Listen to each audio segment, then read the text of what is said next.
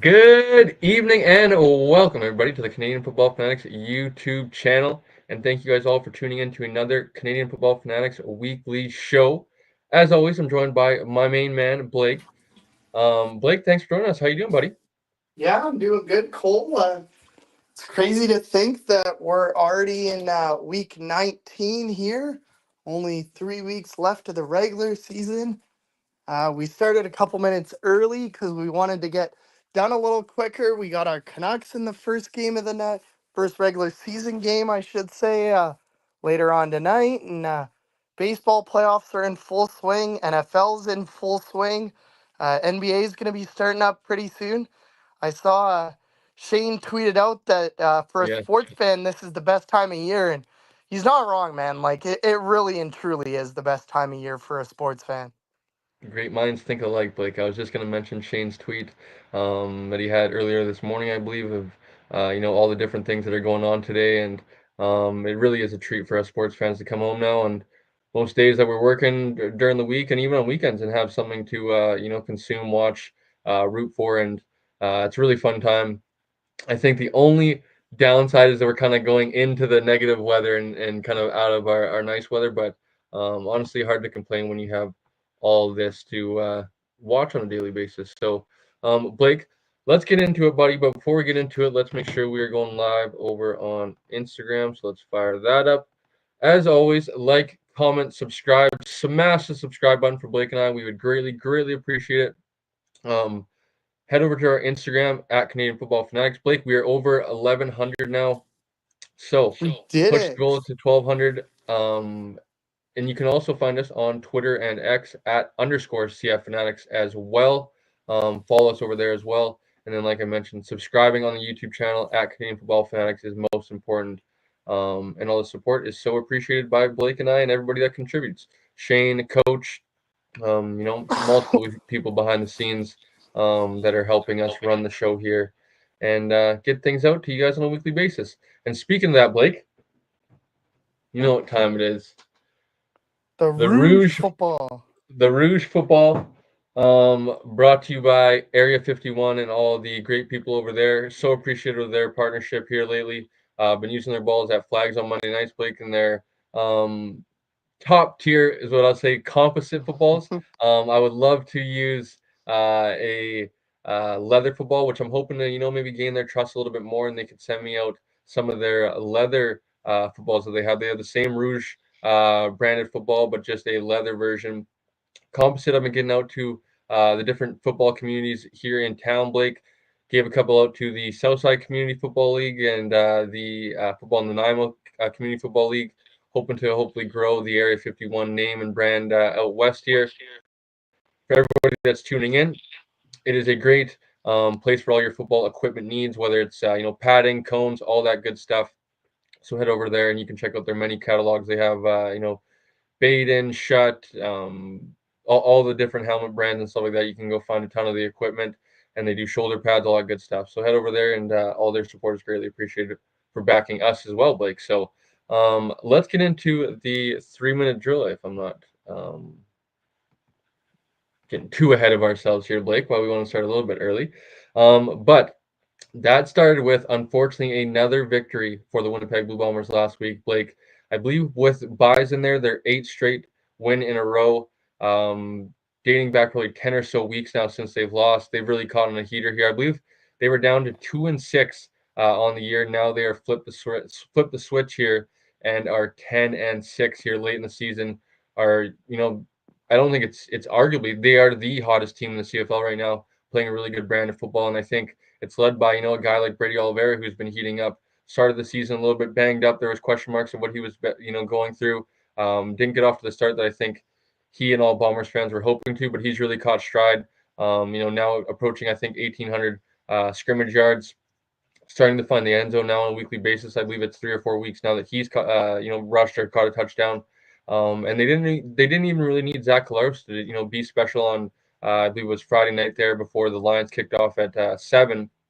I believe only a couple hundred yards from Zach Collaros. The rookie Seclercius, guy that you and I kind of had an eye on for Mhm. maybe potentially the Lions drafting. I believe the University of Connecticut former grad.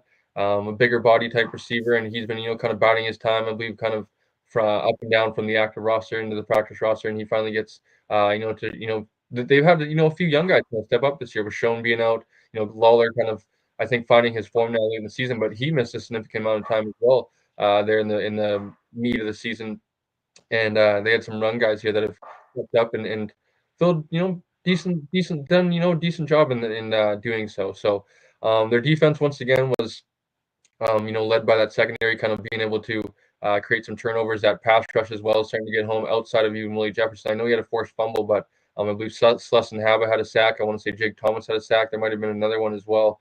And then Dietrich Nichols, and Terrell Ford also had interceptions. And Hamilton lost that one 31-10. Unfortunate for Hamilton. I think this season, well, it's still TBD if they're going to make the playoffs here. They still have a little bit of life left there in the East, but it's a shame that a season like this from both Levi Mitchell is essentially going to go to waste. They essentially wasted as well a James Butler prime season. He also found the end for Hamilton there on the evening on Friday. Was scratched for many games, very puzzling, and just very ashamed. I would imagine it's a frustrating year for that fan base, and I'm interested to see what kind of transpires going forward in the Hammer. So let's get into the double header Friday night matchup, which, Blake, I'll be honest, did not start great for you and I. Was quite the frustrating half. I would even go as far maybe to say 3/4. Um, Yeah. the Lions ultimately get a victory, 32-15. Forgive me, I don't remember the exact score at halftime. I want to say 7-6. 7-6. And it was just ultimately a very weird. The Lions get a early turnover. I believe was it ruled an interception or a fumble? The first The quarter was A- a the fumble. the AC Lee, like, it popped up into Yeah, the air and he caught it. Um, yeah, I believe that was considered a fumble. Yeah, he caught it, took it into scoring position, and just really the Lions, other than being gifted scoring position field, really weren't able to generate much offensively. After that, defensively, they really it didn't show on the scoreboard. They really were having a hard time stopping Calgary and Uh-huh. getting them off the field right away, or even maybe taking advantage of some of that field position where Calgary was able to get a few first downs before punting, and um, it ultimately came down to it wasn't looking good in the fourth quarter, and then Matthew Betts of all people who I was pretty close to probably after the game, doing the post game show, I would have probably, if he wouldn't have appeared, it would have been 3 or 4 games now since he kind of did something since touchdown Pacific, but in perfect timing he pretty much reads, the screen, the receiver screen that they had, drawn up for Calgary, jumps up in the air and picks it off, and then shows, how much of an athlete he is, number one, and how fast he is. Was able to burn up the left sideline, outrun Jake Mayer for a touchdown. And I believe on the very next series, TJ Lee was able to bat a backwards pass, a lateral, so it's a live football, was able to go jump on it, pick it up, and return it for a touchdown as well. A good heads up play to keep running and not kind of wait for the whistle or maybe give up on the play because he wasn't sure. He finished it up to the end zone and he was able to cash in on a touchdown. And the Lions were able to, basically ride momentum there into the finish line and get a victory. But was Our definitely a boy shaky Adrian one. Green had a interception as well Yes, I believe the on the Lions very had four on the very four next turnovers, right? series. Four Yeah, turnovers on the evening, I yeah. believe, which is, I think it just goes to show the Lions season, right, where they have a good quarter, maybe a good, quarter and a half or something like that, but like the middle part of the game wasn't the greatest. I know points, they didn't ultimately, give up any, but I feel like they really struggled to kind of get Calgary off the field and um, you know capitalize on field position, give their offense a little bit more better field position, and ultimately a win's a win. Blake. I always say they don't ask how, they just ask how many. So the How Lions get a many? victory, and they stay alive for that West semi hosting possibility. This week's going to be a big one. But lastly on the week was the Saskatchewan Roughriders getting a victory once again over the Edmonton Elks, ending the Elks' playoff hopes. And this one was another good showing from Trevor Harris. He ultimately did have 2 interceptions, a late interception that Lucas Purifoy looked like that was going to be able to capitalize on momentum. and maybe give the Elks a win there late in the game. Ultimately, unfortunately for the Elks, a late Curly Gittens fumble ends up costing them the game. Saskatchewan's able to take on possession and kneel out the rest of the game, but was a pretty entertaining game, I must say. I was able to go back and watch this Saturday night once I got back home from the Raiders Valley Huskers game, and it was there was spectacular catches going all around, and starting with Dylan Mitchell, who caught a touchdown, a great head top, I believe is what the kids are saying these days, head top on the Saskatchewan Roughriders defender, and then late in the game, who caught the Keyshawn Johnson caught a Yeah. spectacular highlight reel touchdown catch, and he's been coming on as of late. I believe they mentioned on the broadcast he has 5 now touchdowns on the season, so up there in terms of touchdowns on the year, and in a short period of time, not a lot of sample opportunity for him, and he started to come on as of late for the Saskatchewan Roughriders, as well as Samuel Emlis over 100 yards as well, and the Riders look as them coming or us going to them this week, Blake. I feel like this is the probably the worst matchup. That being said, we'll save maybe our picks for later. But Saskatchewan is looking good, especially on both sides of the ball. That defense is, who that defense is all year. They've been turning over the football, not giving up a lot of run. So it should be an interesting one this Saturday. But I think that'll be all for 3 minute drill, Blake. Is there any sort of thoughts, takeaways from last week? I know we gave ours on the post game show as far as the Lions, but maybe as far as like Edmonton's playoff hopes being over, Saskatchewan. What are your thoughts on last week? Yeah, no, that was kind of the only thing that I was gonna bring up is that we went into last week with only 2 playoff spots being secured, 4 up for grabs, and we came out of it with 5, and there's only one being left up for grabs, and even that one is almost locked up. I mean, of course, you can't officially say it's locked up yet, but the 2 teams that are battling, one's pretty much on life support, and one is also on. So one looks like they're gonna clinch here pretty quick. Yes, indeed. So let's bring in the boys. Let's bring in Coach first. Coach, thanks for joining us. How you doing? I'm happy. How y'all doing? He's happy. I love it. It should be an interesting one. Coach is rocking his gear. Enemies, I guess, for the week, or frenemies, or whatever you want to call it, Coach. But I'm excited to get into the matchup a little bit later. But with always, let's see over under on if we're gonna hear Shane. Shane, thanks for joining us. How you doing? Oh, Ah! I took the under. I left my mic okay, on. that a boy, Yeah. that a boy. I heard the over under. I'm like, I'm gonna take the under, but keep my mic off. How you guys doing? We're We're doing doing good. We're good, doing good. Shane. We're doing good. How's it out west? It's not bad. It's Rainy. a rainy day. Same. Yeah, it's another day on the wet coast, but I can't complain honestly because it's about like probably like 15, 16 degrees, so it's honestly not too bad out here. And excited to talk some football. I feel like I haven't been in a full show in a few weeks here, so excited for the night, boys. But any thoughts on last week? I know Shane, you guys didn't play, but what are your Hey, thoughts we on last clinched. week? A That's all few that teams matters. playoff spots, ending, and yeah, what are your thoughts, bud? I mean, Ottawa clinched, so that's all that matters. I know Always a it good thing. happened on a loss, so kind of unfortunate way. We had chances. They had chances to win in, and they couldn't do it. But I don't know. I feel like Toronto that Toronto Hamilton can still happen. A little less optimistic, but the last like 3-4 weeks are going to be fun. I was disappointed at Edmonton showing. They kind of just forgot to show up.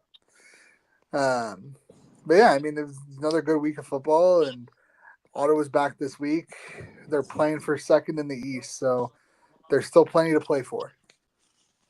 There is indeed, Coach. What were your thoughts? The big Saskatchewan. That's why you're happy. I'm assuming, but what were your thoughts on last week's action, Coach? I'm Nathan happy. Rourke for MLP. Fuck you. God, no. God, fuck no. That'd be a cold ass day in hell. No, I'm happy. A win is. I don't want to say a win's a win, but it was an A ugly win's a game. win. Hey, take what you can get. But I think that was our game to lose, but we just pulled it out. and we had to do. And I was more impressed by Winnipeg's win. The way that they ran the ball down the throat of Scamilton, it was a Not work look. of art. Oh, it was a work of art. Oh, It's not look. It's not looking great. I'm telling you guys in terms of going into Winnipeg. If they can run the block like that, man, it's just gonna be. I mean, I've Yeah, seen a it's lot of gonna be. people say that like this team is better than the last 2 years' team, based off the adversity they faced, how they're playing. Yeah. People are saying like this is like 2019 where they're just gonna roll into the playoffs. That bye week though, hosting the East like that West final might hurt them. It might Yeah. because that's part of the reason they started so slow. Is none of their starters played in the preseason. mm. Yeah, and don't they have a bye like week 20 or something or week 21? Yeah, no, the Lions is week We have 21. a I 21. think theirs is next week. I think the Lions is the week after. Yeah, because I Who think do they they like play week 21? Anybody know? Maybe Jay could tell us. No, they play Montreal, so that'll be a mean nothing game for both teams. Interesting. yeah, because I think like Um, having those end of season, especially if you're hosting like 2 weeks off, if that was the case, even if you're BC, that week off right before playoffs, that's rough. Mm-hmm. dude, that happens 2 years in a row to BC, man. It happened last year to us too. I hate that shit. Yeah, they There play needs to be Montreal. there needs to be a 10th team, man. Yeah, man, Sooners. as if there's only 3 weeks left of the season. It's I know crazy that's crazy. how quickly it's gone. This season's gone That's by crazy. so fast. And Like, playoffs are gonna happen even faster, man. Like boom, boom. yeah, Grey Cup's in like Done. just over a month. Yeah, That's because we're all ready to party. Oh, it's gonna be a great weekend. Oh it is yeah, gonna be a great weekend. First time on the West Coast. I'm excited. we all gonna be Um, together. but yeah, as Coach mentioned, or maybe piggybacking off Coach, I agree. I was very impressed with the way they were able to do it. Like I said earlier, that like Zach didn't even really have to do too much. He had a couple hundred yards. Kenny was Kenny. As I mentioned, the young kid got a first touchdown, but they're at their best when they're able to play defense like they were, and then run the ball with Brady, and kind of open it up through play action stuff like that. And it's crazy because they could have Dalton Schoen too, like, and Please no. yeah. Well, I don't think he's coming back this year at all, is he? No, he's not coming back this year. I Yeah, believe. like he's done. It's not like he could come back. He's not back till next year. It's not like Yeah, Adam Big Hill last year when he got hurt and then he suited up for the Grey Cup. It's like happening. Which he shouldn't have done. No. okay, boys. Quick, So quick let's question talk before we about. move on. Yep. Just regard this is a question for Coach, Yo, but anyone can answer it. Are you worried about the Rough Riders' lack of offense and like Trevor Hare's lack of ability to finish off drives, or are you kind of status quo heading into the playoffs? hell, hell yeah, I am. I'm scared. I'm scared because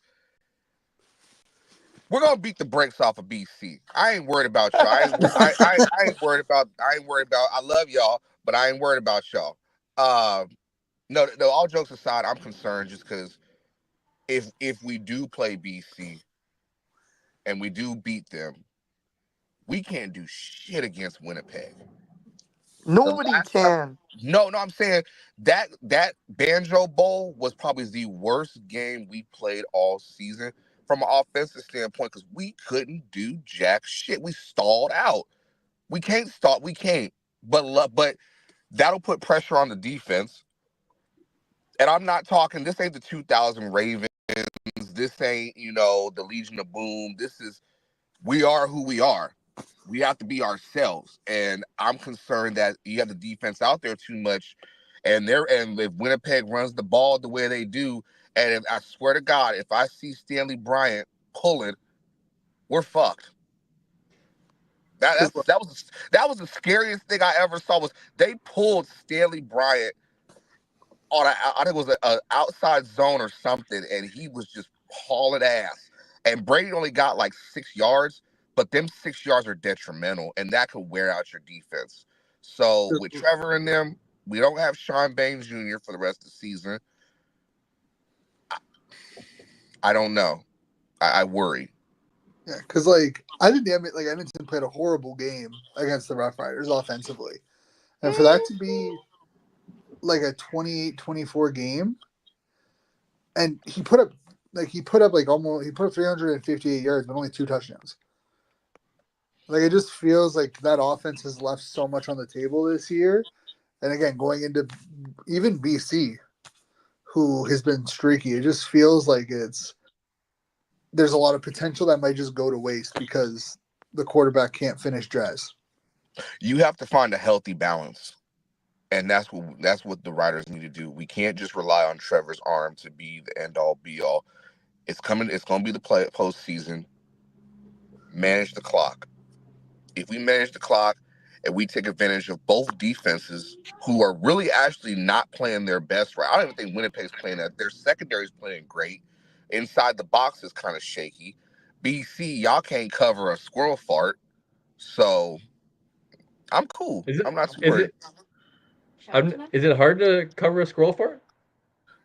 Hey, come to Washington. You'll learn. You got to explain that a little bit. Like, why are you running after squirrels? It was either squirrels or crack. Shut up! Don't worry about it. Don't worry about what I do in my personal time. Anyway, the squirrel's got the nuts. But anyways, let's get into Little some news and squirrel. notes. Let's get into some news and notes here, boys. Starting with the teams that did get eliminated.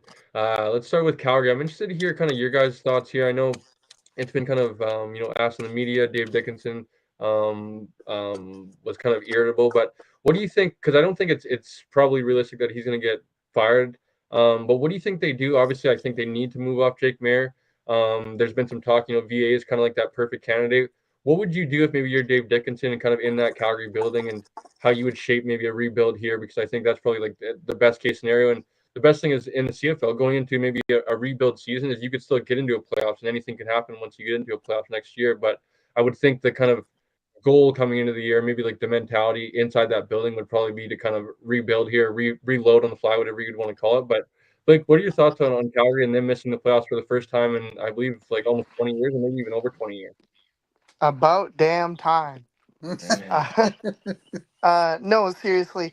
I don't know what Calgary's gonna do next year. Like I think the smart play would be for Dave to not be head coach anymore and just stick to being GM.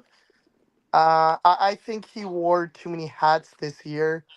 It was pretty clear that when one thing went right, something else would go wrong.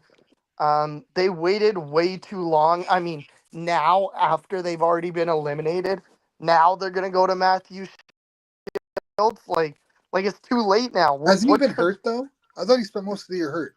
he has?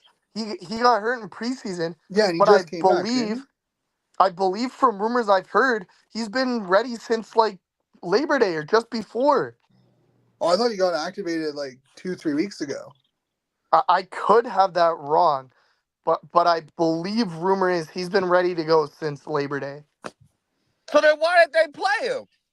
Yeah, That's what I'm see, I was under saying, the Coach. impression that like he was still working his way back, and he wasn't like a full participant consistently until like 2 or 3 weeks ago.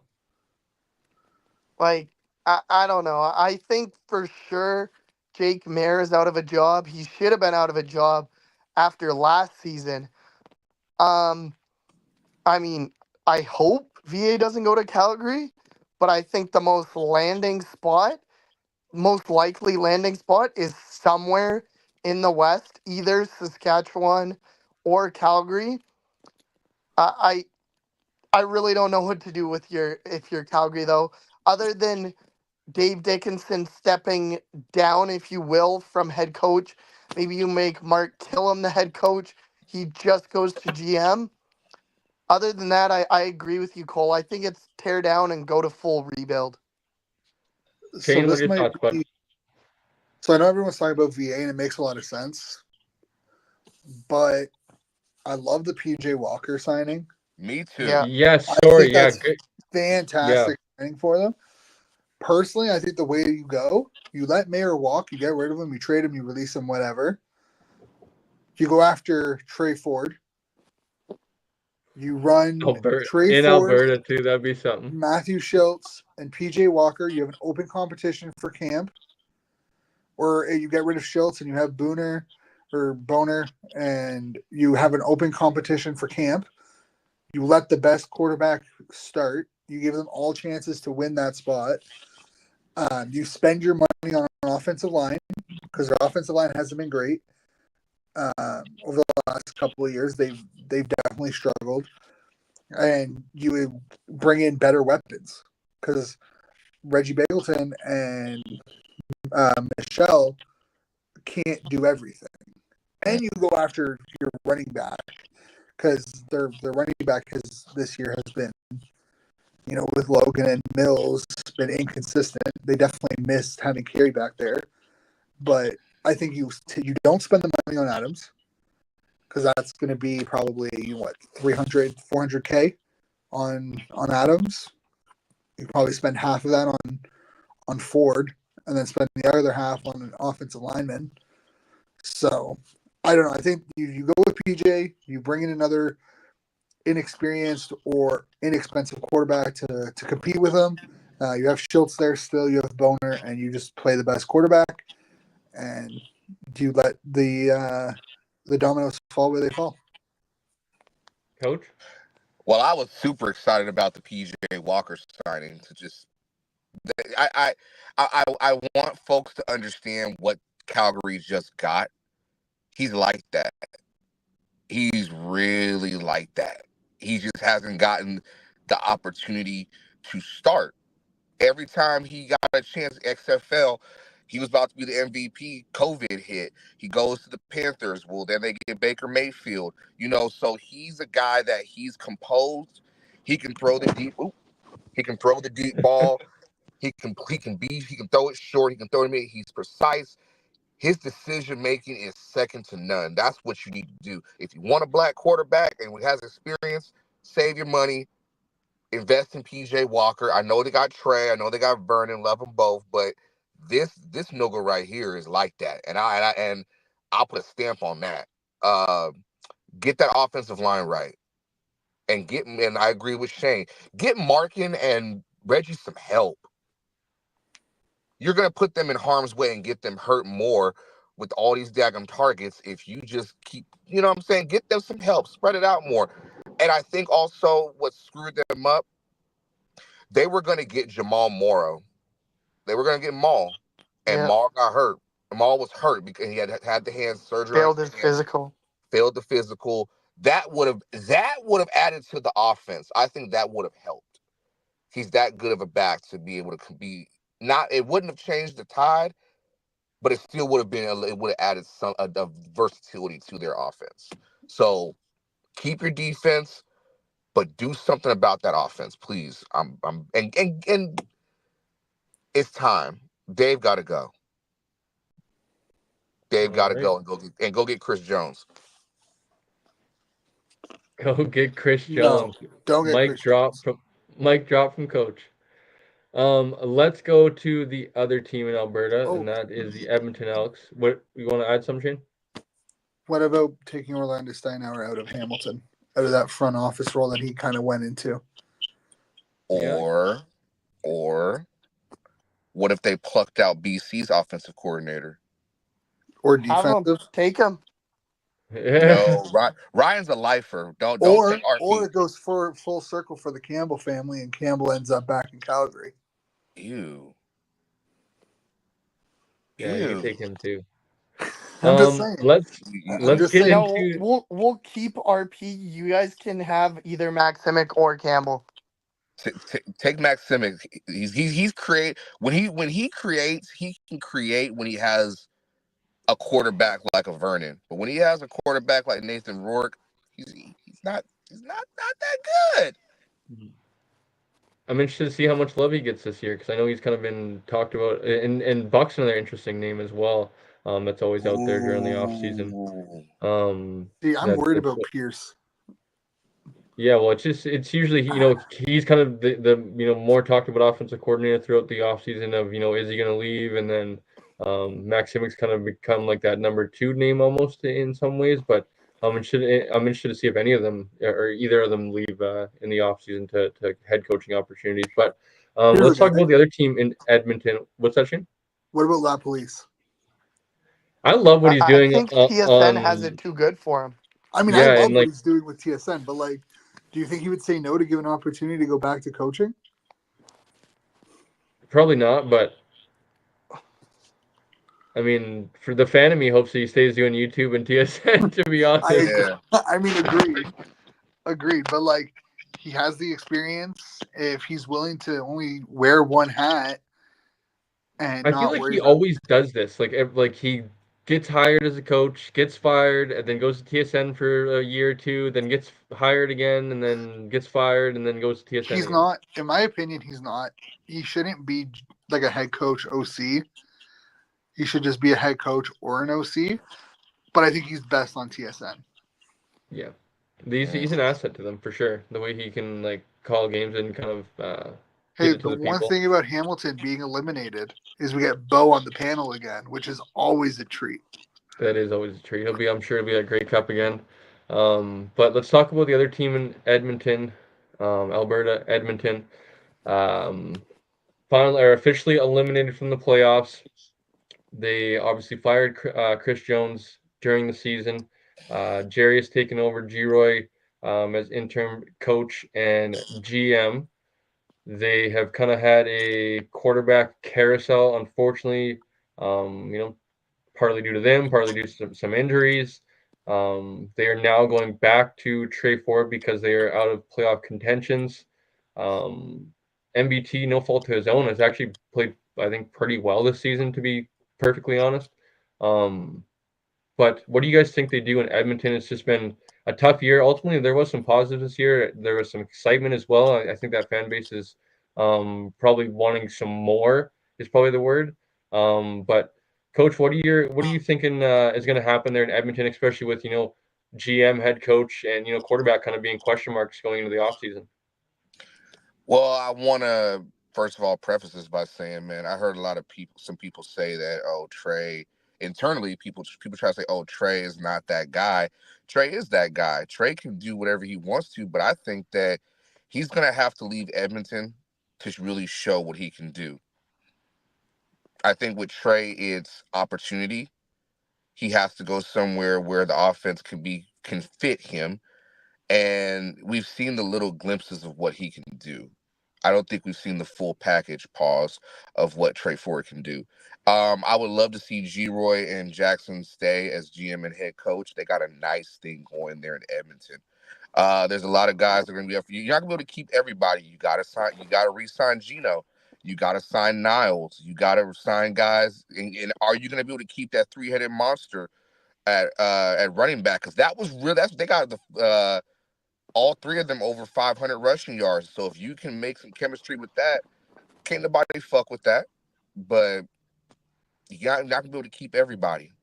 So there's gonna be a lot of former Elks in free agency that team's gonna pick up, but you got to keep your core, and hopefully they do that. Shane, what are your thoughts in Edmonton? I mean, I agree that like I think you give Jackson and Simon the reins. I from the rumblings I've heard, and it hasn't been a lot, but there's been consistency around it. Is that like Jones butchered Ford Mm-hmm. the whole development? Ford wasn't happy with how things have transpired in Edmonton. I'd be shocked to see him back in Edmonton, um, especially with how this season's played out. I don't know what if they keep Bethel Thompson or if they go a completely different direction. Talking about Vernon Adams, I think Edmonton should be a team that's in on him. Yep. Uh, Contractually, are they tied to MBT? no, it's only a Anybody know 1 year that? deal. It was only a Only 1 year 1 year. deal. So they have no Interesting. quarterback under team control heading into the free agency. Both Ford Mm-hmm. and MBT are free agents in February. What about Uh, the guy that's backing up? Crew cop. Prukop, I think, is also 1 year. Okay. And they have Jared Daggy as well. Yeah, Yeah, Jared Daggy. I think they're all 1 year. Like they're all pending free agents in February. So Interesting. they have no actual obligations to anyone next year. I would be surprised if Gino's back unless they were to acquire like VA. Because you know that those two have a relationship. I wouldn't be shocked if VA gets traded at some point in the offseason to Edmonton. And then they sign VA. They bring back a couple of players. But I'm not sure. I think you saw the progression. You saw where this team could go, where Jackson can take them. But there's so many unknowns around this team that, like, who knows what they're going to do. I think it starts with bringing in VA. I think he's the best fit there. You re-sign Gino, and maybe you take a swing at some of the bigger free agent names. The new ownership is going to have a lot of factors in this too. It's privately owned. Maybe there's more money in that sense to be willing to go over the cap. You know, it's a soft cap. So we'll see. Edmonton doesn't have a first round pick this year. So like you gotta do something because you can't trade a first round pick for VA. So maybe you trade the rights to trade forward plus something else to BC for VA. I'm not Because sure. they'll be in win now mode. If they pull the trigger on that, they were in win now, and they'll become a contender. Everybody's a contender technically, but they would be one of the favorites to win the Grey 100%. Cup. And like having that quarterback, we saw it with Ottawa this year. You see it with Hamilton, and we've seen it in previous years with like Ricky Ray going to Toronto, Henry Burris going to Hamilton. Once you have that big name, like that quarterback locked in, it's easier to bring other star players in. Mm-hmm. So if you can get your quarterback locked in like December or mid-January, that you can start wheeling and dealing your pieces between the middle of January and February because you have your quarterback in place. So I don't expect Edmonton to sit on their hands with this after the season. I would think they have their coach and their GM in place before Christmas, and they have their quarterback in place before like the middle of January. Okay. Okay, Blake, any thoughts on Edmonton? Where do I start? Like, it's just they've completely bungled the season. Like, I didn't. I think you and I especially talked about it when they signed MBT. That I didn't think it was a great signing. I sort of understood why they did it. They still finished 4-14 last year, but you had already kind of given Trey the reins, and then you take him out from under his feet. They started the way they started. They finally got rid of Chris Jones. They give Trey the reins back. And then when MBT comes back, they take him away from him again. I've heard rumors now multiple times this year, mainly from Eddie Steele, that when MBT is the starter, they've tried to design specific packages for Trey, and Trey has flat out refused them. And that is with both coaches, Coach Jones and with Jarius. So I don't know what's going on in Edmonton. I feel that relationship is too fractured for Trey to come back. But I do agree with Coach and Shane that I would give Jarius and G-Roy full reins. I think they're good for Edmonton. They know what they're doing. The folks in Edmonton, and I know it's hard. I know you guys have been losing a lot, but give them a year. Give them a year, see what happens. You will like the results. I promise you. You and I, Cole, we know those guys probably better than most in the CFL circle. Seriously, give them a year. You will like where you are 1 year from today.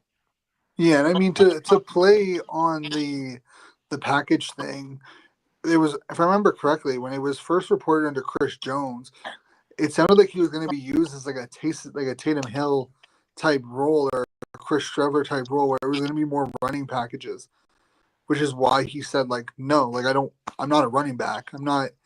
Don't be using me in like only like a running package kind of role, which I can understand. I can respect that. I'm not sure about That's what's offensive. happening under Jackson, but realistically, if you're only going to use them for as like in a running scheme or running play downs, all you're doing is putting him in more injury risk than necessary for really no like there's no gain like to having a first round pick that you're using like you use the first round pick on a quarterback and you're going to have him as like a running back like as a running quarterback as you're basically your third QB. It just doesn't make a lot of sense. It doesn't. It doesn't. Well said by all. I agree with you boys. I hope that they do give G-Roy and Jarius an opportunity. But I'm still kind of maybe skeptical. Maybe it's just because the Elks said they're going to try to go somewhere else and try to be the Elks. But it's just unfortunate because they did kind of waste a season where they showed some potential, especially on defense and even on Saturday. Like their defense, Lucas Purefoy was able to get a late interception there, was able to give them an opportunity to try to win that game, and their defense showed some signs. Their offense it had some life at points this year, and it's just really shitty. Because I also agree with Shane. I think kind of unless maybe a big time starter, probably only VA is that guy. That would probably keep Geno in Edmonton, and they're going to probably lose some, pieces that it's like, why would I want to stay here at this point? They're kind of writings at the wall, like that they aren't serious, and it would be unfair to this new group that they kind of really weren't given the, a real, maybe look or kind of opinion from some of these players that want to re-sign or even free agents that are coming in. So, lastly, boys, before we get into this week's pick, I mentioned that CFL All-Star voting is coming up, so I wanted to quickly give our Wait. CFL, It's not the All-Star anymore, Cole. CFL, whatever All the CFL. whatever they're trying to name it. Blake, Yeah, voting's been live. seeing as that you want to voice up, you can go first. So it's 10 positions. I believe it's quarterback, running back, receiver, offensive 2 running line. backs, I believe. Is It's it only two one running running backs? back. Only Is one it running only back. one? Okay. I believe Yeah, I defensive line, have them all here. linebacker, DB, DB. a kicker, a punter, and a special teams player. Which Which would God, is make up your man, which would special make up your teams is 10. such a shitty category It is. It because is. So it's such a broad category. it is. I was the guy that I voted for. I didn't like he was way down on the list, so I was kind of worried that he wasn't going to be on or available Well, to they did vote. So I was alphabet, almost so if you yeah. I realized that in my last pick that it was alphabetical, but that took you way Bl- too long to figure it out.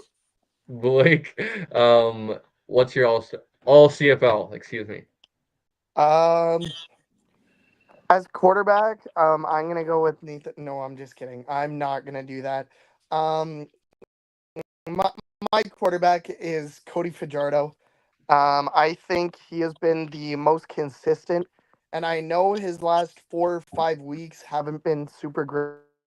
Either of the Alouettes as a team, I believe they're now 2-2-1 in their last 5 games. Even though he missed, I think it was 2 games, might have even been 3. He's been the best quarterback, in my opinion, this year. I know what Bo Levi has done lately, but he hasn't done that consistently. Same thing with VA, same thing with Nathan. I think Cody's been the most consistent, therefore, he's the best, so he will be my quarterback. Um, Running back, this is honestly tougher than it should be. Brady should not have been there until like 3 weeks ago. And then all of a sudden, he started racking up touchdowns. But I'm going to go with my heart on this one. I'm going to go with William Stanback.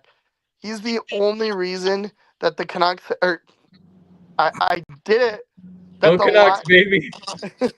that the Lions have stayed afloat this during this slump. If it wasn't for William Stanback, I literally shudder to think where the Lions would be right now. Over 1,000 yards for the second or third time in his career. He's been fighting with Brady for the rushing lead all season long. Is it one receiver or is it two? One One receiver. receiver. One receiver. I'm gonna go. I'm not gonna go with my heart again and my bias. So for the receiver, I'm gonna go with someone that Shane is really familiar with, in Justin Hardy. Damn He you. he he has quietly had a very, very good season. I don't think he's quite up to MOP yet, but he's over 1,200 yards. Him and Justin are separated by, I think it's like 10 yards, I saw, for the receiving lead. So I will go with Justin Hardy as my receiver. What are we at now, Cole? O-line. O-line. Like as a whole or just one player? I believe it was One one player. player, but I kind of in mind picked it with the group, but it is just one. It's supposed to be one player. Okay, then, Coach, you're really gonna like me for this one too. I'm gonna go with Stanley Bryant. Fuck you. Fuck you, Blake. Fuck you. You took my fucking choice. So aggressive. You hear that, Blake? Yeah, Cause it's Blake. he is. He's been the steward of that Bombers offensive line all season long. He's just been really good. Defensive lineman. This is tough because I'm not as much a defensive guy as probably you guys are. Ooh, man. Pick with your heart, Blake. Pick with your heart.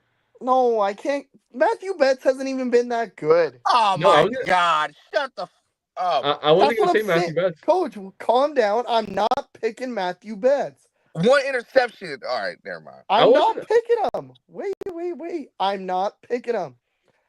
Um,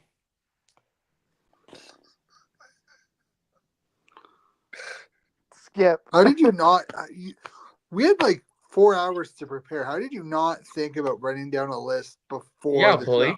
He picked my fucking brain and took all my fucking offensive people. That's why. To Bad. be Uh, fair, Coach, I feel like if you know ball, you're gonna go with kind of a similar group. Right. Blake takes Christian Covington. sure. Why Dude, not? honestly, I was thinking like looking at That's his what I body said. of That's what I work. said. Pick with your heart. I wasn't meaning Matthew Betts. No, but like Well, real, I was like gonna it's go. looking. So my issue with this is that it's D line. So you have defensive tackles, you have And your interior defensive and end. your exterior in one group, which is just unfair. It's just you shouldn't have 10. It should be like a 15 or so player list, maybe even 16 players, where you get like a couple of receivers, couple running backs. Like I feel Yeah, like 10 is so hard. yeah, So especially with how things are grouped. Like it's stupid. It should be That's by why position. hopefully in something like this, though, we give multiple. I know coaches mad about the same answers, but hopefully we have like different opinions. But Blake takes Christian Covington. Who's your linebacker, Blake? Roland Milligan Jr. No, He, he's not. He's a what is DB. he? He's your He's a He's a fucking DB. DB. DB. Oh my Who's god. who's your linebacker? Your DB Give is it Roland Milligan. Beverett's a linebacker. If that makes you happy. Okay, Oh, fine. Yeah, that does make me happy. Coach, if it makes you feel Tyrese better, I Beverett. took Beverett at Uh, linebacker. yeah. he will We're all gonna probably. pick. I think our defense. What's that? Sorry, Blake. I think he'll probably be the East nominee for most outstanding player. Let's make that a thing. Like most Yeah, outstanding player, not most outstanding quarterback. Most outstanding player. it should be him and Milligan. Yep, I agree. So with that, I spoiled my my You have kicker, punter, and special teams player left. yeah. So my kicker will be Sean White. Oh my! He's been so consistent this year. He's just been he what was it, Cole, like 40 in a row that he made before he finally missed one? Got one Yeah, I block. believe In something like Edmonton. that. Yeah. Yeah, 40 in a row. He's just been so good. My punter, uh the Haggerty is the guy in Toronto, right? Yeah, Yeah, I'm gonna go with him. And my special teams player, there's really no other answer for this. Like you got to go back to Toronto for this one. It has to be Janarian Grant. Yeah. Yes, unequivocally unanimous. Yeah, I think. Um, See, the Grant one, if Dedmon was healthy, Yeah. Dedmon would be up there. I think it would have been between those two. But Grant just has a bigger body of work now. That was in terrible. I It was. literally made a list a couple of weeks ago, and then I was like, I don't know, whatever. I'm not making excuses. Move on.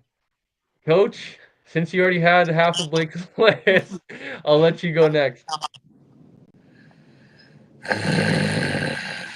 All right. So I'm gonna go with Cody. I was gonna go with Bo, but Bo had that major drop off early in the season, so I can't really. I gotta go with consistency. Context is king. Running back, obviously Williams Stanback. Williams phenomenal this season. Receiver wise, fuck Blake, you already took all my fucking answers. You know what my fucking choices are on offense. God damn it. Defense. The defensive line. I'm gonna go with Lorenzo Malden. Ooh, that's a good one. He stepped up from the last season when he had no sacks. He's been on demon time this season, so I'm happy for him. I want him to get that one. Linebacker. Ooh, it's Bev. It's Bev. It's Bev. It's Bev. DB. You could say Mr. Ford out of Winnipeg, but it's Roland Milligan. MOP, MODP, Special Teams Player of the Year, all that. Kicker. I'm gonna go with Lewis Rich Ward. I'm gonna go Lewis with him. Rich. Lewis Rich. I think he's had a better season than Sean White personally. Kicker Haggerty and special teams Janarian Grant. All right. So let's clarify this. You guys had, I don't think, or well, I guess it is kind of. So let's just tally it after. Shane, what's your list? So y'all might not like me, and this one took a little bit. He's Oh, gonna Kind go of, Drew he's got to be Brown. contrarian. He's got to be a contrarian this here. one actually I went back and forth with, and I was gonna go Bo. He's 100% gonna go Drew Brown. No, actually, I'm not. He'll go Chad Kelly. Nope, fuck that guy. I'm going Caleros. Oh, get the What? You're What do going you mean? Zach what the fuck are you Caleros. talking about? He had one Shane. good No, game. shut up. He's turning around the back half. He's No, he had one They good ain't trying game. no goddamn second half around. He's been winning. He's been helping the team win. He hasn't been the reason they've lost. 8 straight wins aren't nothing. All right. Right? All right. Bo, okay, if you take record out of it, Bo deserves it over anyone, purely based on the numbers. Yes. He, him and Bethel Thompson, if you're looking at straight wins, losses out of it, those two should be your quarterbacks, purely based on production. But then they're 1-2 in passing yards and touchdowns. But you look at the overall body of work. Has Caleros been great? No. But he has Winnipeg leading the West, looking like he's going to have another West final. Say what you want, but at the end of the day, that also matters. So I have Caleros. Okay, move on, Shane. Go on, man. Move. Running back. Again, this is a tough one because they both are they run their offense. It was between Stanback and Oliveira. And He's a closet Winnipeg fan. He is. Not at all. Oliveira and Stanback were your 1-2, and I don't disagree with you. Could go either one, and I wouldn't be upset. You guys have Stanback, and that's fine because he's been a big reason why BC has not fumbled so much. And you can say 3 games, whatever. He's still over 1,200 yards. He has over 400 receiving yards. 1,600 all purpose. He's still producing. Yeah, he doesn't have the touchdowns, but neither does Stanback. So Oliveira's as the RB1. Receivers Hardy.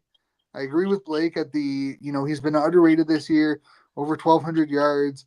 He's been Mr. Reliable. I think he has over a 75% catch rate so far this season. Offensive line, I am going Darius Bladdock.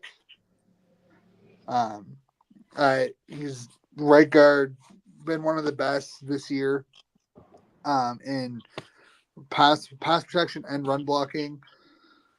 D line, I agree with Coach. I'm going Malden.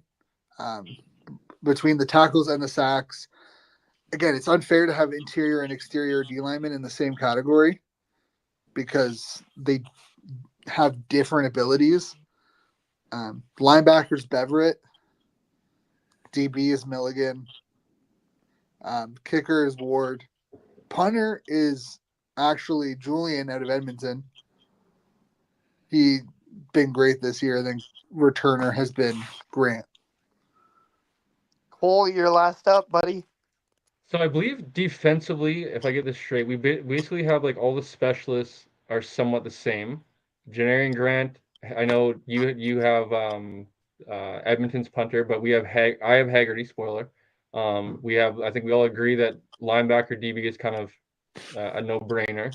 D lines, it's been nice that there's been different. I guess I'll start with quarterback before going backwards.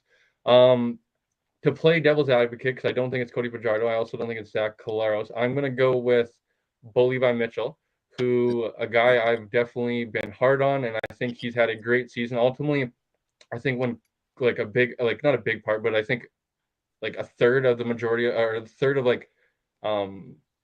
taking into account of like all-star should be like, your team winning. So I think that does kind of, there should be an asterisk beside that, but like, I just couldn't find Fajardo was in there. Fajardo was my other quarterback that I was kind of in consideration with, but I just think Bo's had a good season. He's also not been. We've talked about this multiple times with quarterbacks.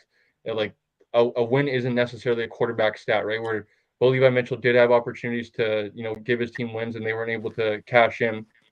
And I'm sure there's like, if you really go back to the fine tooth comb, I'm sure there's vice versa opportunities where the defense did enough to win, and Bo Levi Mitchell threw an interception, whatever it may be. You can even go back to last Friday where they only scored 10 points. And I don't think Bo Levi Mitchell had a touchdown. I think it was James Butler was the only one that scored for them. So there's definitely you can kind of frame that however you want. But that being said, led the CFL in yards, led the CFL in touchdowns. At his age, I think has shown really well, and I think he's kind of shown that like he has still a little bit of time left here to kind of maybe a team wants to pursue him, whatever it may be. But I'm going to go with Bo Levi Mitchell. I'm also going to go with Brady Oliveira as well as Shane. I knew Blake would. I knew you would go with William Stanback. So I wanted to also make sure our lists were different. That being said, 1,600 all-purpose yards. He's going to probably be on pace for 1,800 yards. I remind you guys that he was in MOP conversations last year with probably 200 less yards. I know the touchdowns are a little bit different, but as I said a few weeks ago, that he should, if there is any offensive players in consideration, which I don't think there should be, but Brady Oliveira's name should be in that conversation if there is, because he is kind of, to use Shane's argument, he said he's the engine of that team. He is the engine of that team. And I think that's kind of what the argument against Zach Collaros would be, as far as like Zach Collaros isn't even the guy that kind of runs the show this year. Obviously, it's been different for some years, but Brady's the guy that I think has been kind of the leader, the tip of the spear, I guess, is what you want to say, is in terms of like offensively getting this team back into first place. Receiver, I might as well go with. I was gonna actually go Justin Hardy because I thought Shane would be the only guy that went with Justin Hardy, but I might as well go with Justin McInnis since nobody mentioned him.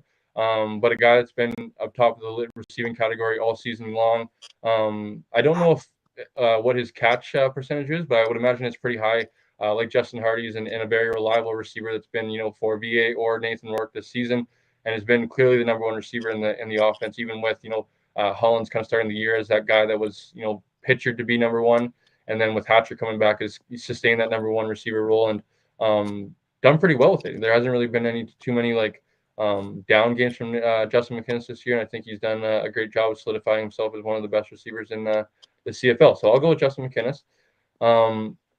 Offensive line, I was going to go with, like I said, I was kind of thinking of this as more of a team award, so I was going to go with like Toronto and go Dejon Allen, offensive tackle for them. But I'm actually going to go with Logan Furland. A little bit of kind of bias, a little bit of Canadian interest in there, but I think he's been one of the more highly rated. Kind of it's tough to reuse PFF sometimes because I'll use it against or kind of don't love using it as like an argument for myself. But I believe he's been one of the higher graded offensive linemen throughout the season, and yeah, I'll go with Logan Furland for my offensive lineman in the All-Star category. Defensive line, I'm actually going to go with Jake Serezna, who is tied for the league lead in sacks. Has actually missed, I believe, few games as well, maybe 2 or 3 in there. But a guy that I've been a fan of because his motor never stops, dating back to like even going to Edmonton a few years, where like his team wasn't the greatest, but you turn on the Edmonton game and watch them play defense, and his motor is always running. He isn't a guy where he's just a pass rusher only, a guy that really gives effort in the run game and is very active in the run game too. And I don't know if his numbers really show that too much this year in terms of being effective in the run game, but a guy that doesn't take it down off, and I think has had a good season very quietly in his first year in Toronto. So I'll go with him, and then linebacker, as you guys mentioned, Tyrese Beverett, I think should be the MLP as I guess Blake mentioned, MLP representative for the East. And then at DB, I'll go with Roland Milligan, league leading eight interceptions.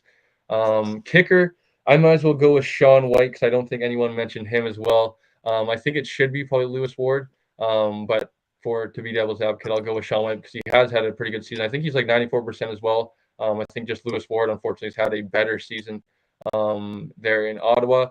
Punter, I will go also with Haggerty as well, or maybe I'm wrong on that, but I'll go with Haggerty as my punter, and then Janarian Grant as my special teams player. Um, I believe our By the lists way, were. I literally said Sean White. Yeah, I was about to Oh, say. did Yeah, you? he did. Yeah, we split on the kicker. I'm drawing blanks here, but our lists were kind of somewhat similar in the ballpark, which I was kind of surprised to see. I thought there'd be a few different Can we opinions.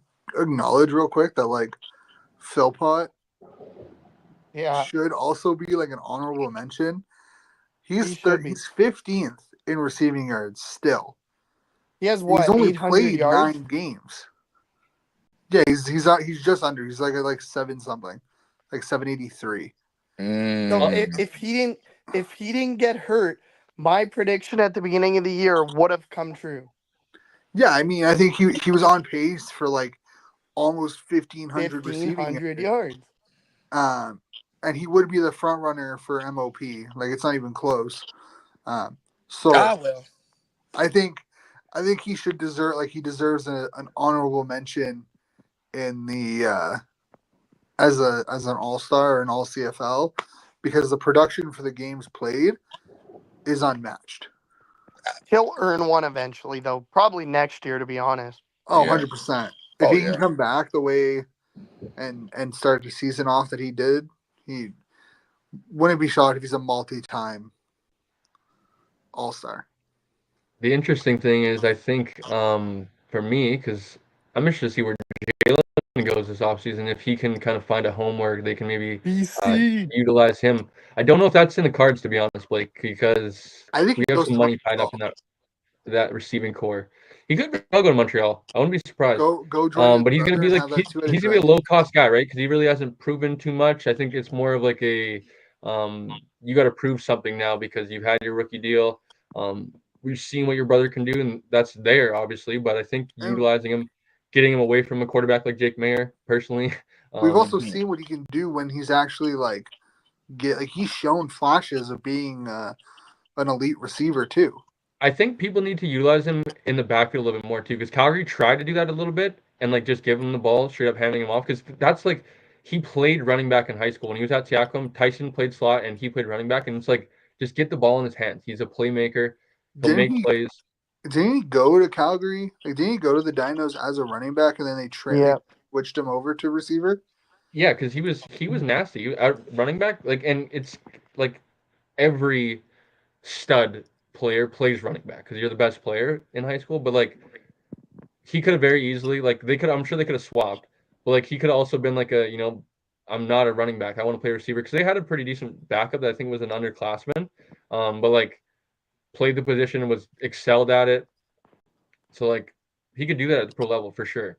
And like I there's don't know. I been think chances. he's one of those guys that like you've seen the flashes and you're like you just need like it's not like he's Tyson who for better or for worse kind of got thrusted into the spotlight and then was able to deliver on it before getting hurt for the year. Because it's not I like he think had it's not like he had like a fantastic like world beater season last year.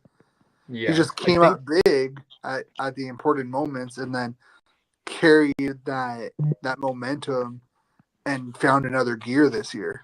That's all you I need. think I think the thing too, for being honest too, for him is probably to stay healthy. Unfortunately, he's been injured the last 2 years. If he can stay healthy, I'm sure that'll do it. Better, give him a better runway this offseason. Hopefully, he stays healthy, is able to hit the ground running in a training camp wherever that is next year, and excel in his CFL career. I think that'll end it, boys. Is there any other takeaways from CFL All Stars? I know you wanted to mention Tyson Philpott as kind of like just a honorable mention, but is there any other names you guys feel like should be in contention? I mean, I think O line, you got like obviously Stanley Bryant is a guy. I mean, Furlan, I agree with.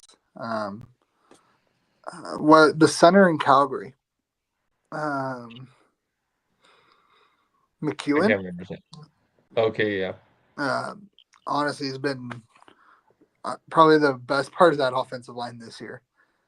So I think he'll get a couple of votes. That D line and like linebacker, because like Thurman is under it, Micah Alway, um, Sankey, like those guys are all linebackers. They're all under that linebacking Mm-hmm.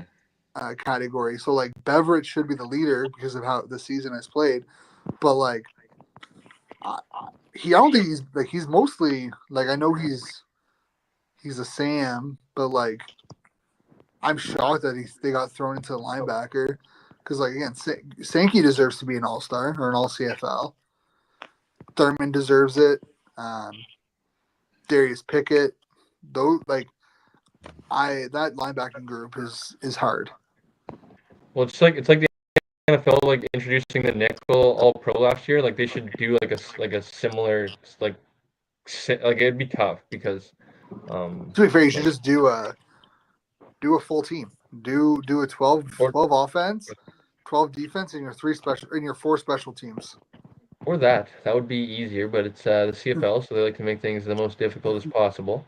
With that being said, boys, I think that'll end You everything said that, I for didn't. news and notes. Let's get into our picks this week so we can end things. So you can actually go watch those Canucks, I'm just Blake. gonna say Lewis Ward re-signed with Ottawa. Lewis Ward. How many years, Blake? Give us the 3 deets. 3 years, hey? Geez, these kickers, man. three Sticking years. around. Tyree Adams signed a 1 year extension today for the Red Blacks. Which Mm, read between the lines, but that either means Mazzoli's done after this year, or they're moving on from Crump. I Read like between the Tyree lines. Adams. I really like Tyree Adams. So do I. But like, read between the lines. One of those two things Destin gone. will not be in Ottawa next year. Shit. Interesting. Destin gone. Interesting. So let's talk about it, boys. Friday Night Football. Before that, actually, because I missed actually last week's show, I do not have the tally of our We records. all went So 4-0 or okay, 3-0. 3-0. We Okay. all Yeah, because had the same picks. Yeah, we all had the same picks, So and we'll probably all have the same picks tonight. And we all like this week. we got every single game right because all four of us went Winnipeg, all four of us went the Lions, and all four of us went the Riders. All right, see, Blake. Who do you got? Toronto, Winnipeg. This one's interesting. As we were talking about earlier, if Toronto wins, I believe they eliminate Hamilton, if I'm not mistaken. But Winnipeg, as we were talking about, hot as ever, 8 straight wins, and it's in Winnipeg. Who do you got? The Argos, they're gonna no.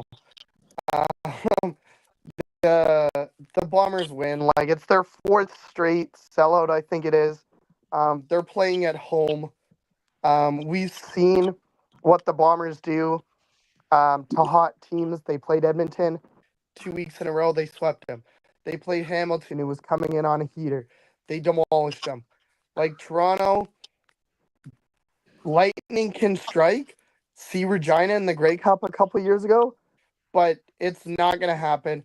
The Bombers, this game means something to the Bombers too, because a win and they would officially clinch first place by themselves without needing any help. And they're going to do that in front of their home fans this week. Coach, who do you got and why? Winnipeg, they're gonna whoop that ass. I mean, and just to knock, and so you're saying if they win, then Hamilton's officially out. Yeah. If Toronto wins, if yes. Toronto wins, yeah. Oh well, shit, I'm going with nah. Well, that's what I wanted to bury them. Fuck. God. I don't want to root for the diddler. Go Winnipeg. Winnipeg. All right, go Winnipeg. Gotta go Jefferson. Yes, Willie J. You're right, Willie J. Go Shane, Winnipeg. you got Winnipeg too? Yeah, fuck Toronto. Also, this game, like, based on who played, like, based on Ottawa's game, Ottawa's only a point ahead of Toronto. So, like, a Toronto win gives them second in the East, forces Ottawa to win against Montreal, which, again, Ottawa's. I had to look at the injury report. I haven't had a chance to look at it today because they should be back on the field. But that next week's game is going to be the most important game for the two teams. So I'm excited for that. They play each other, don't they? Yep. And, like, if Ottawa, no matter what happens this week, unless Ottawa, like, basically if Ottawa were to win, it won't matter too much if Toronto were to lose, because I think they also have a bye. Or they play Edmonton. So they play Edmonton week 21. But yeah, it's going to matter for both these clubs if they want to lock up second in the East. So I got Winnipeg. I think they're going to continue. They're going to go on 9 games. And fuck Toronto. I got Winnipeg as well. I would consider maybe taking Toronto if it was in Toronto, because I would think they're going to be a little bit desperate here. They want to, Ottawa's in their sights. They want to, stamp out Hamilton below them and kind of solidify themselves in the playoffs. But that being said, it's in Winnipeg. They're rolling right now, and I think it's going to be a hard team to beat. So I'm going to go Winnipeg as well. That leaves us to the Battle of Alberta Saturday, Blake. We get some noon kickoff Pacific out west here, which will be fun. We actually get 2 early games this week, Blake, with the Thanksgiving Monday. I think it kicks off like 10 a.m. out here. 10 a.m. So, Shane, who do you got in the Battle of Alberta? Edmonton going to Calgary. I got Edmonton. I have no faith. Like, I mean, I like Schultz, but I think I have no faith in that offense. Defense is good, but I feel like Edmonton has the upper hand. Trey Ford I believe, is starting. He's going to want to show that, like, he can be a starter in this league, and beating a team like Calgary is going to be massive for him. So, taking Edmonton. Blake, who do you got and why? Tie. I don't want to pick either team. You could go with the tie. Go with the tie. You never know. No. The way this season's been. I guess I'll go with Edmonton. But, like, I really hate these type of games because they're mean nothing games for both of these teams. Dave has already said Schultz is gonna start. Jarius Jackson has said Trey's gonna start, but that he also expects Jared Daggy to get some playing time. So how much does Jared play? Or Trey play, I mean? It's like, man, like, I don't know. I think Edmonton's the better team, so I guess that's why I'll go with Edmonton. But these type of games, I like that we're so close to the playoffs, but I also hate that we're at the point of the season where, like, we're getting to so many games that don't matter. To be fair, though, last year these type of games are happening in week like 14 or 13. Yeah, no, that's what I mean. Like, I'm happy we went this late with, like, nothing games, but still, like, I kind of wish Edmonton won last week, so it meant something. You know what I mean? Oh, for sure, 100%. Coach, who do you got? I got Edmonton, but this is going to be more of a showcase game for guys to show other teams, put some film on tape, and I'm not really. I watch every game, but it's kind of frustrating. I hope there's effort. There's a lot of effort. I hope guys put something out there for people to watch, and it's football. Gotta love it. I love it. What did that the Raiders coach say? It Just was win. obvious that some people made business decisions, so we're gonna have to make business decisions. Come on now. Talk about it. I think this game is gonna very much be who is making a bit like who's making a business decision and who's gonna be making the business decision for them. Mm-hmm. And as Coach mentioned, a showcase game for all sides. I think none other than Trey Ford can showcase himself to potentially maybe his new home there in Calgary. Get a little bit of upfront and personal, and hopefully, if he can have a good game, that'll stick in the minds of maybe that Calgary front office. I too have Edmonton. Um, Hard to really back Calgary, especially after losing to BC last week, and BC's kind of floundering in the water right now, and they still found a way to lose. It's funny when we were I looked down at Calgary's record at 4-10, so and we were talking like maybe like a month and a half, 2 months ago about like Calgary's home record, and I don't know if they've won a game since. So I'm going to go with Edmonton, even though it's in Calgary, and that leaves us to BC and Saskatchewan. The next game, leave a 4 o'clock kickoff out west here. BC traveling to Saskatchewan. Blake has a big old smile on his face. Blake, who do you got? Let us know your thoughts. I'm gonna preface this by saying that I'm actually getting more and more excited for this game by the day because it looks like as we get closer and closer to game day, it looks like we're going to see almost two fully healthy teams doing battle in this game. And I say almost because it doesn't look like Javon Katoy is going to play. Ciante Evans isn't going to play for a third game in a row. I believe the Lions have one or two other injuries. But as you mentioned last week on our post game show, CFF insider Blake Milton, it looks like Alex Hollins will play as he promised last week. He's practiced in full the last 2 games or the last 2 days. It looks like David Mackey is going to be back as well, which is really underrated for the BC Lions because Darrell not Broxton only, as well. pardon me, It looks like Darrell Broxton might be back as well. yeah, and it's David Mackey is really underrated because he's such a big part of the Lions, like not just for what he does in short yardage, but his blocking as well. On the other side, Rock Armstead and AJ Ouellette look like they both might play for the Riders, and I know they're missing Sean Bain Jr. Um, this is the game where Shane Cole, you guys are a game behind me. This is the game you might be able to make up on me because I'm gonna go with my heart on this one.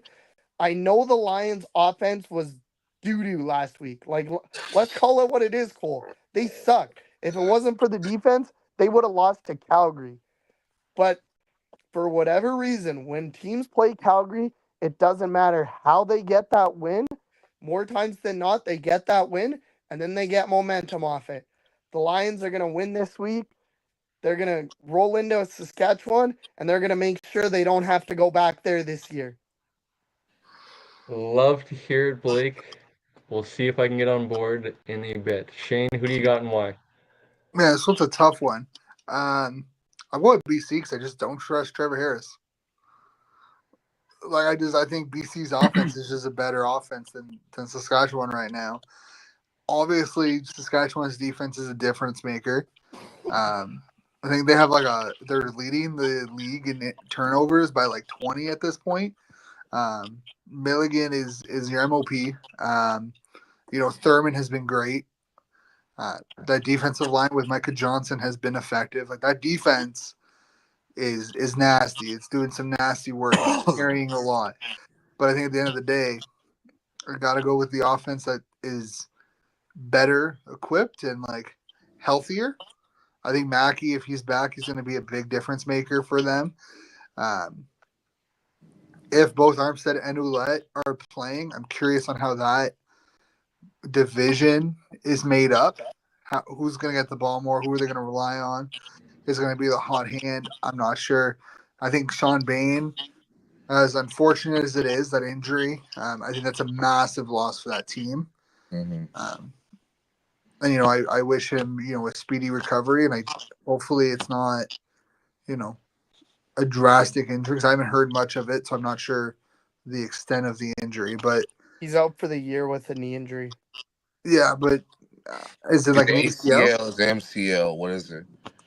I don't know. And also, because out for the year is 3 weeks. Because I thought he was just out for the season. They might make a playoff comeback, so I'm not sure. I haven't seen much update on it. But I think that drastically hurts the Rough Riders offense. So going BC here. Coach, who do you got? Now you can go, Cole. He wants to want see me if to you pick BC or if you go to Saskatchewan, because he wants to know if he's going to ream at you or just us and myself and Blake. Okay, well, Coach, I will be honest. I did think long and hard about this. Probably not the way you'd want me to back Saskatchewan, but as I mentioned earlier before you guys joined us, I don't love this matchup that BC is going into Saskatchewan. Good defense. I'm going to kind of force Nathan to be a little bit uncomfortable and make some throws into tight coverage. I thought long and hard about taking Saskatchewan because of the reason Blake just mentioned of the possibility of me being able to catch him in our season series, me being only one win down. That being said, I'm going to go BC as well. I'm going to wait another week to try to go opposite of Blake.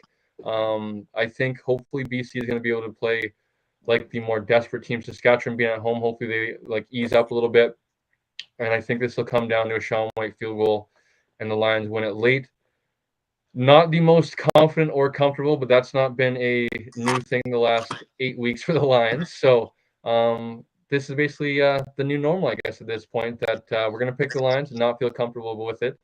But hopefully that defense is able to make another big play late in the second half or just capitalize on or continue to turn over the ball. I believe they had 4 turnovers last week. So I, too, will go BC. And I will imagine that will leave it to you, Coach, to pick Saskatchewan. Fuck you, Shane. Fuck you, Cole. Fuck you, Blake. You all. I can't wait to see y'all suffer, because I might actually get a win at the expense of you bastards.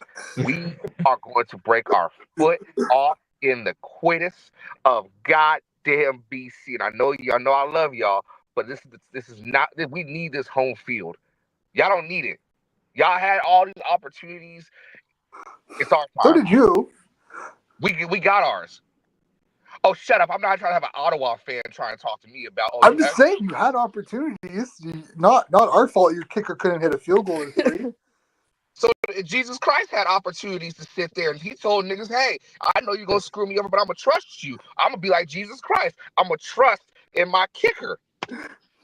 Okay, but when he screws up, you can't come crying back to us. I'm just saying, you can't sit here and say you are Judas. You are Judas, Blake. I'm just saying you can't sit here and say BC has odd opportunities and not sit there and say Saskatchewan has odd. No. I'm saying they have opportunities. Didn't you lose 7 in a row or go winless in 7? This was the year for BC. Oh, we're hosting Grey Cup. It's finna be a party. We finna be at the Grey Cup. Oh, it is. We still are. Huh? We still are gonna be at the Grey Cup. I am too, but I'm just saying, not this bad. You had to go get Kid Canada, and look how that turned out for y'all. It's gonna be a bad day for Kid Canada.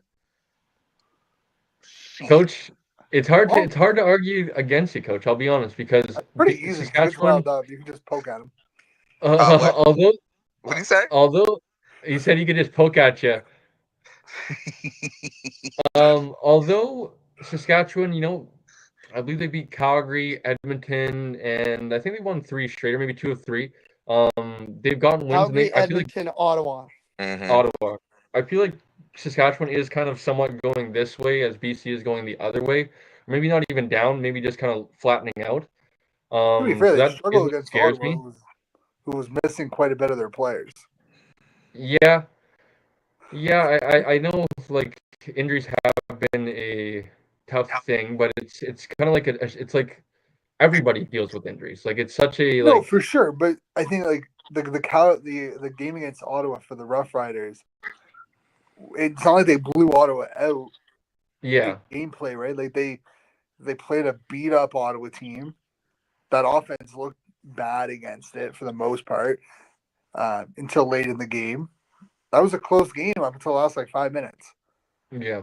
And same with the Edmonton game, but it's like they do have like the things that they can hang their hat on, right? Like you mentioned, the turnover differential.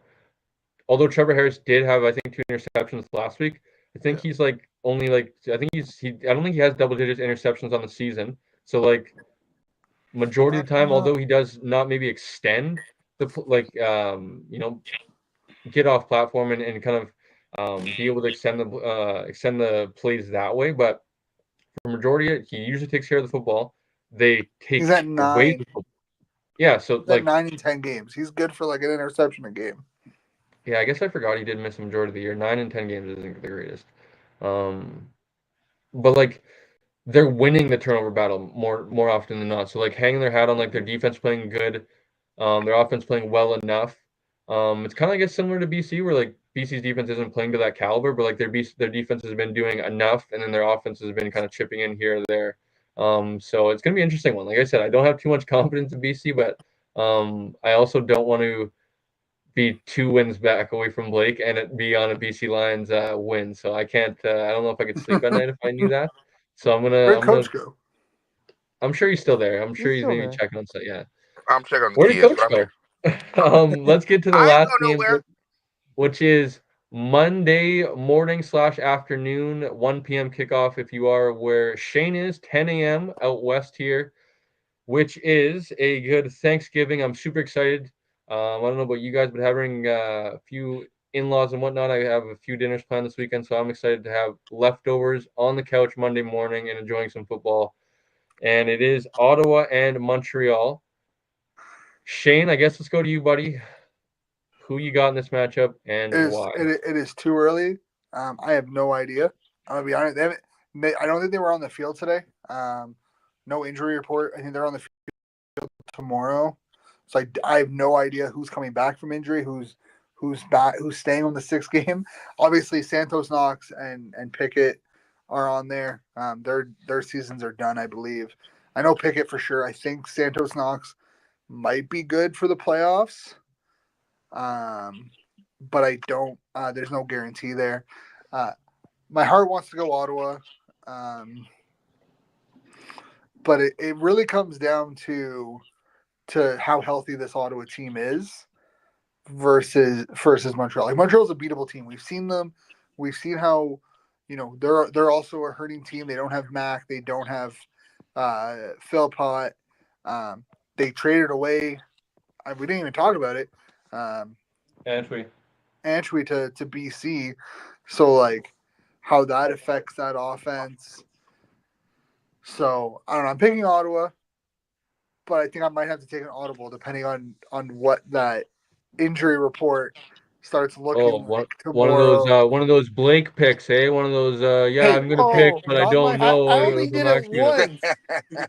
Hey, I think it's fair because we have no idea what either side of the team, like either side, is going to look like Monday, right? Like we have no information on who's healthy, especially Ottawa because they were on a bye week. So like, there's no information on who's So was healthy. Montreal. Yeah, Um, okay, Blake, whatever. No, I'm just kidding. I'm just kidding. It's so totally like, fine. I'm gonna pick Um, Ottawa. Um, but let's see where we're at in like a day or two. a good old TBD. Okay, that's what we'll put for Shane right now. Ottawa TBD with the little brackets there beside. Blake, who do you got? You said Montreal. Tell us why. Yeah, I am gonna go with the Alouettes. Shane does make a lot of good points. Like it's like we don't even know if, for example, Cody Fajardo is gonna play. Like Montreal is already clinched first. Technically, they don't have to start him, but I think it's too early in the year. Or how do I word this? it's too early for them to start resting players. They still have 3 full games left, plus the bye before the Eastern final. Maybe they take a Toronto approach last year where starters start 1 week, sit the next week. But then we saw what happened to Toronto in the Eastern final. They came out flat and they sucked and they lost. So I think Montreal will learn from that. They'll play their starters up until maybe week 21. And Montreal's at home. They've been dominant at home this year for the most part. So that is why I'm going the Alouettes. Coach, who do you got? I got it's crazy, but I'm gonna actually go with Ottawa. I'm feeling Ottawa right now. I think if Montreal does sit their starters, then they're ripe for the picking. And there's nothing wrong with resting your starters. I mean, but I don't want them to rest them too much. Hopefully, they find a healthy balance where they can rest a small group of those main guys, and then go from there. But I'm gonna go with Ottawa this week. All right, I will go with Montreal, I guess. I'm not too sure where to go with this because I think Shane does make a good point, I guess, on not knowing who's going to be available. But that being said, um, Montreal has stumbled a little bit, but they also have been the most consistent team this year in terms of handling their business, making sure they get a victory, and I think they'll be able to get one on Monday. I think the ultimate factor as well is them being in Montreal. They play well at home, in their around their surroundings and in their crowd and that atmosphere. Um, so yes, I will go with Montreal as well. So as I mentioned, I was able to tally up our scores. So I am 40, 28, and 2 after a 3-0 week. Shane after a 3-0 week is 33, 29, and 2. Blake after a 3-0 week is 41, 27, and 2. So yes, only one victory above me. I got to catch this son of a gun. And then Coach is on a heater. I believe Coach has been like 6-1 or something like that the last 2 weeks. After 3-0 Yeah, week, Coach is He's been 15, piggybacking. 25, and 2. Coach is motherfuckers, I might climbing up. catch y'all, Still He's coming. piggybacking off of us though. huh? Coach, but you're gonna have to pick different though eventually. Else we're gonna keep stacking dubs. I'm 6-1. Fuck y'all.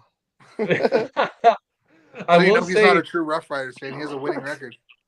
the I I will can't. say I can't. You never pick. Hey, life lesson. You never pick against the gang.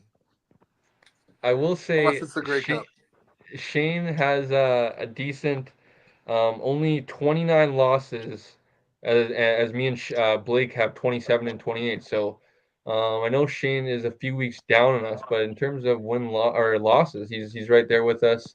I think he's only 2 or 3 weeks down from us, but Oh, he in the should basement be with me. I should only be a week behind.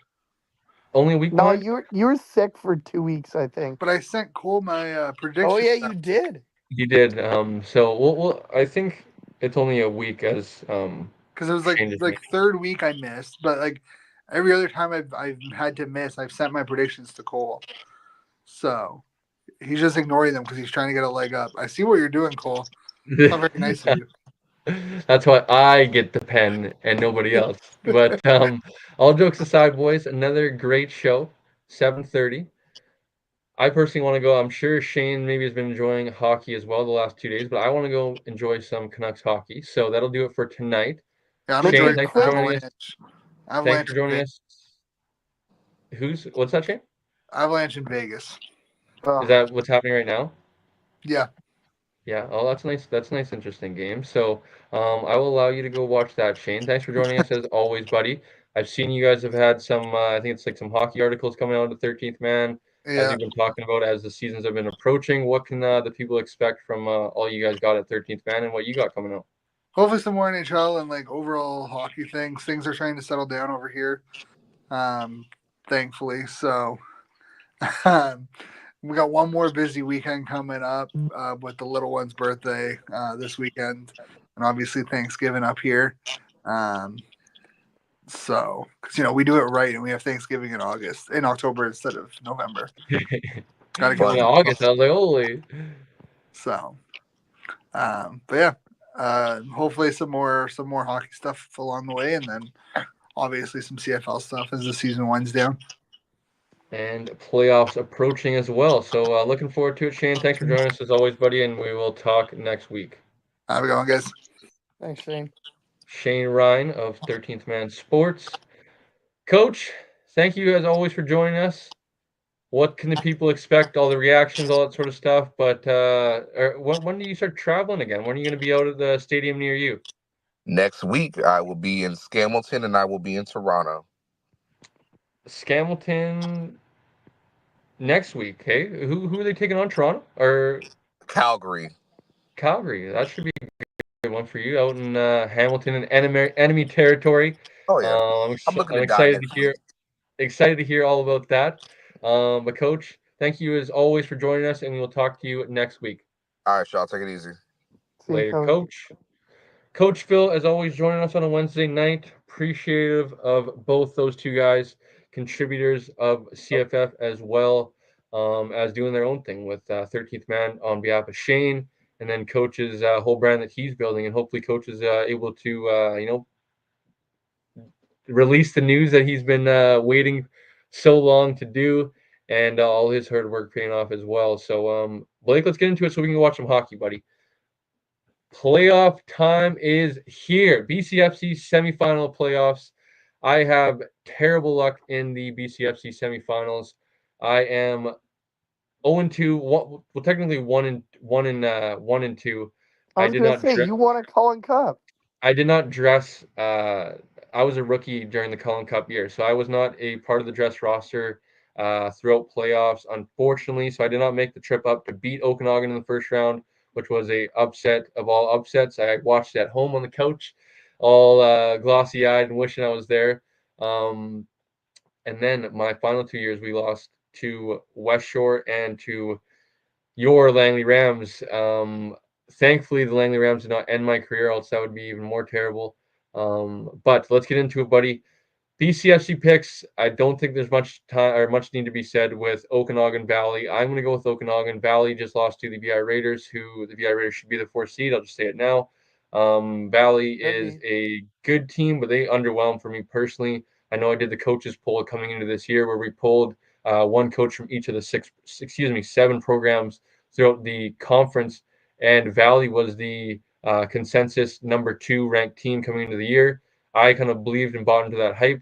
They underwhelmed big time and finished 4th, and they had all the ball was in their court, if you will, last week. They beat the Raiders. I believe they had an opportunity to climb as high as 2nd, and they would have finished 3rd ultimately with Langley winning.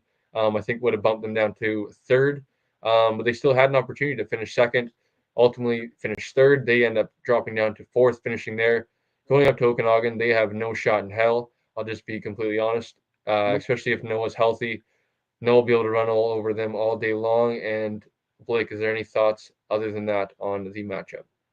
No, I just think that, as you said, Valley had their chance. VI, we've already talked about it. Like they shouldn't even be in the playoffs. It should be VI. And if the Rams hadn't completely crapped the bed when they went out to Chilliwack, it would be VI in the playoffs going up to Okanagan. The Sun move on to the Cullen Cup final, and they do it in very convincing fashion. All right, Blake, this is going to be an interesting one, buddy, because I kind of need maybe a little bit of your help. I know throughout earlier in the season, you got some good vibes throughout practice week. You're like, I'm going with the Rams. I need to hear the good vibes you're going on at practice because, for those that aren't aware, the Langley Rams are going to be without starting quarterback for the majority of the playoffs. I believe he broke his foot, if I'm not mistaken. Yep. So as a fellow backup quarterback, I am wishing him a very well. Now, that being said, it is going to put the Langley Rams in a very difficult position to go win a game. Now, it is at home, so West Shore is coming Hmm. to McLeod Athletic Park. That is in their favor. They do have Terrell Jones, best receiver in the BCFC. Arguably, I think Ruben's up there, but what Tyrell did in only I think only like maybe 7 or 8 games compared to Ruben's full season was very impressive. I think Ruben and Terrell are clearly the number 1 and 2, or maybe 1A, 1B is maybe a better way to describe those two guys. Um, they still have some weapons. Bruce Jones, I think, is healthy, if I'm not mistaken, running back for the Langley Rams, or hopefully he's healthy. That defense is very good as well. West Shore, where this is going to be a tough one for me, where I'm kind of, trying to, I guess, talk down Langley in a sense.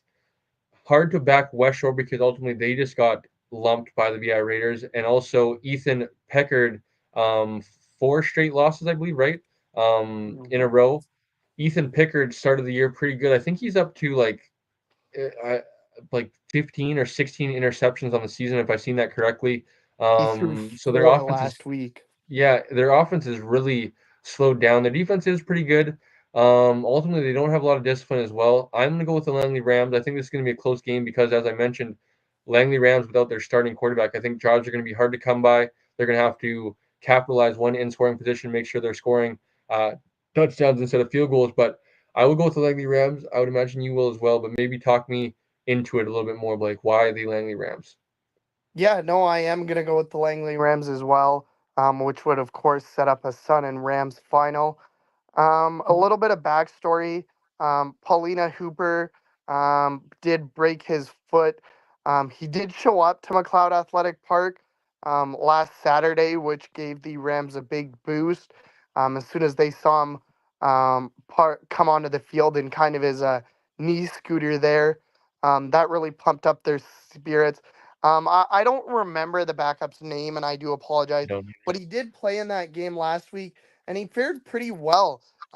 He threw for over 220 yards, I think, threw for a couple touchdowns. He mainly threw to Tyrell. Tyrell finished with Right. 150 yards and both of those touchdowns.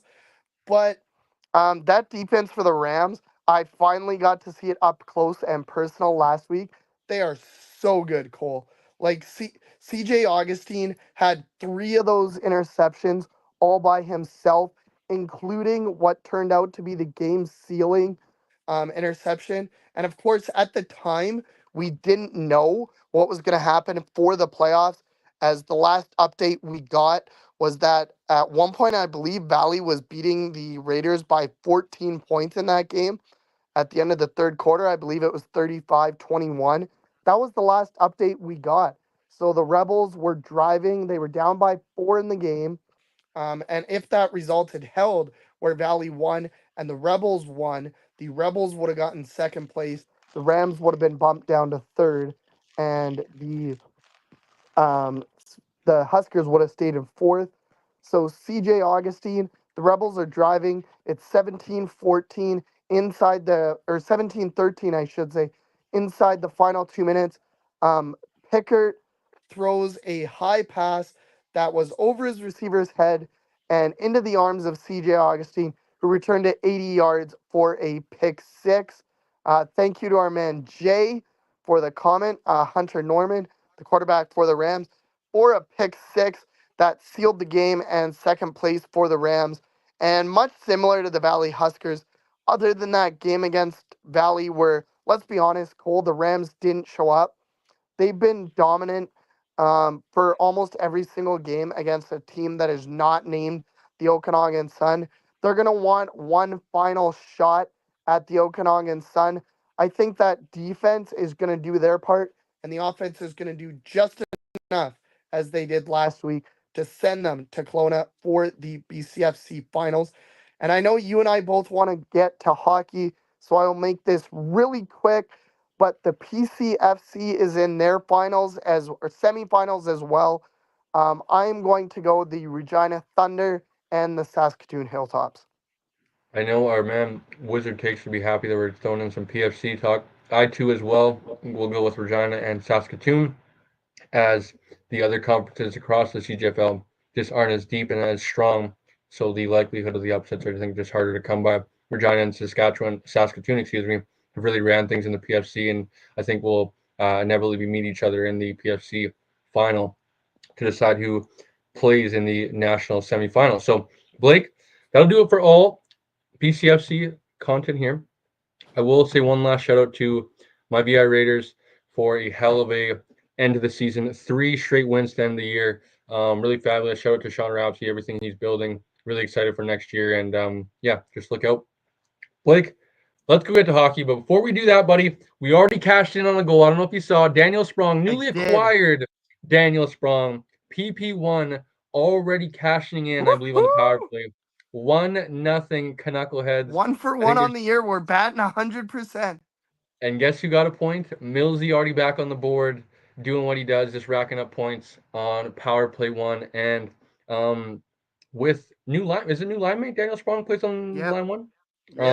Line 2, I think. But. Yes. So, a fabulous start to the year for our Vancouver Canucks. Bummed we missed it, but hopefully we get to go turn on our TV to a bunch more goals here tonight.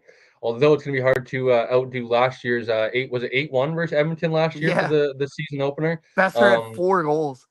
4 goals. What a treat that was. But Blake, as always, buddy, like, comment, smash the subscribe button. Rouge Football Area 51 for all your football equipment needs. Blake, is there anything that we've missed? Go Lions. We will see you guys Friday night for a BC Lions preview video, seeing as that the Lions play on Saturday. No, I think that's it, Cole. Let's get to hockey. My phone's about to die, too. Perfect timing. Thank you guys for tuning in, and we will see you guys next Wednesday.